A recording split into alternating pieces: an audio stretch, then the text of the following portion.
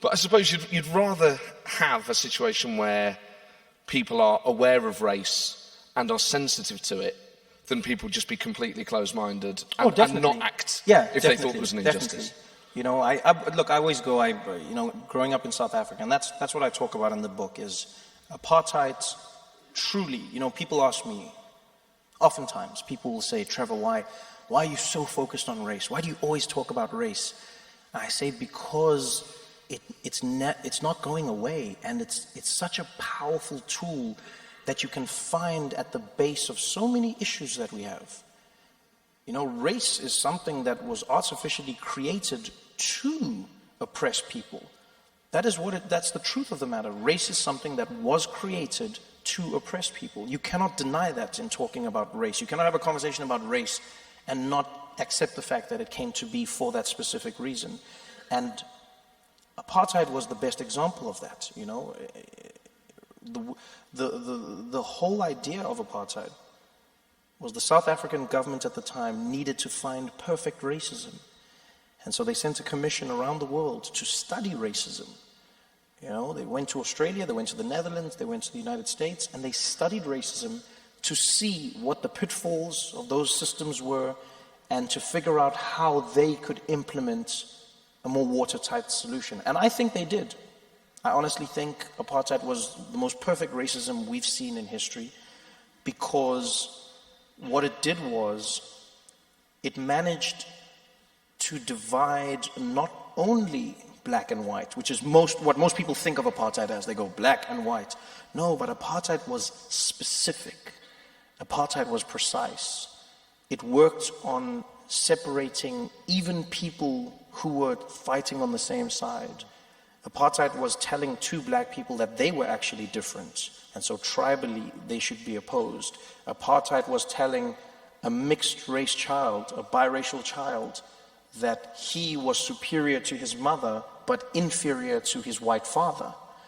Apartheid was about creating a world where, one of the things that was the most painful for me is realizing that, during apartheid, if you were a person who was my skin color, they called this colored, right? And colored, you didn't have the world, you weren't black, you weren't white.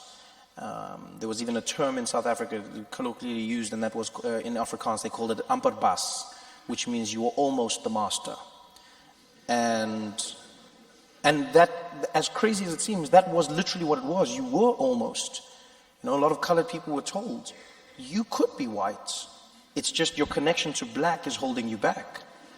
It's almost like it would be like, we'd let you in, but we don't know who'll come in with you. And so what happened is, year on year in the country, they would reclassify people as white or black.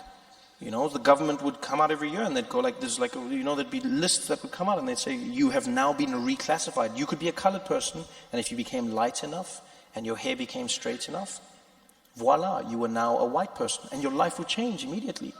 The same thing could happen inversely. If you were a white person who had the misfortune of over-tanning and your hair was too curly, they could question this, and if that question was answered incorrectly, basically, you would become colored. Imagine that, all of a sudden. And families were being ripped apart by this. Families would be ripped apart either by their own decision or by the decision of the law. But that was the power of apartheid, is convincing people to blame the other for what is happening to them. And that is a powerful tool that we continue to see being used, in our modern day society as well. And it's something that affected you personally and very specifically, because having a black mother and having a white father, you were, as the title of the book suggests, born a crime under the law of South Africa at the time.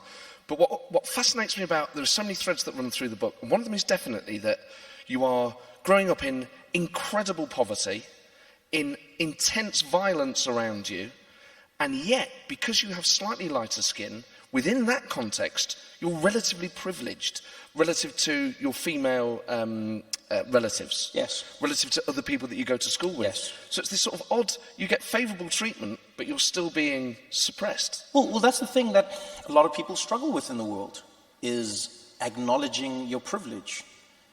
It's very tough to acknowledge privilege. I sometimes think maybe it's just because of the word we use, and that is privilege.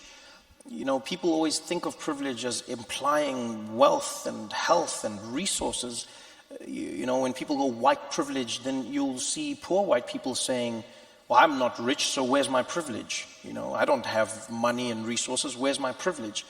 And then I sometimes think maybe we should have used it the other way. Maybe we shouldn't have said white privilege, maybe we should have said black disadvantage, female disadvantage. Like those are, because it's true, there are impediments to having certain characteristics, and we know this is true in society.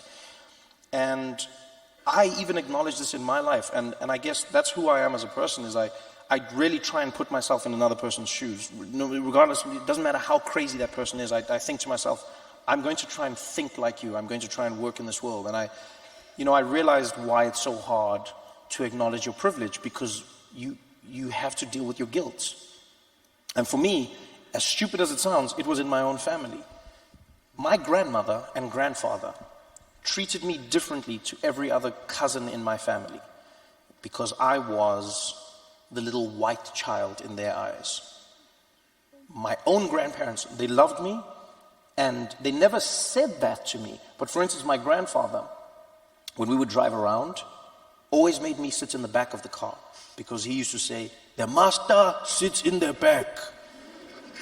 And everything else he did was normal with me. He would still chastise me if I was doing something naughty. He would still ask me to go and do stuff for him. He still had authority over me as a grandfather, but he would refer to me with the respect of the white man. So he'd be like, master, please go and buy me some beer. It's like a weird construct where he was going, I'm still going to respect you, but you're my grandson, master.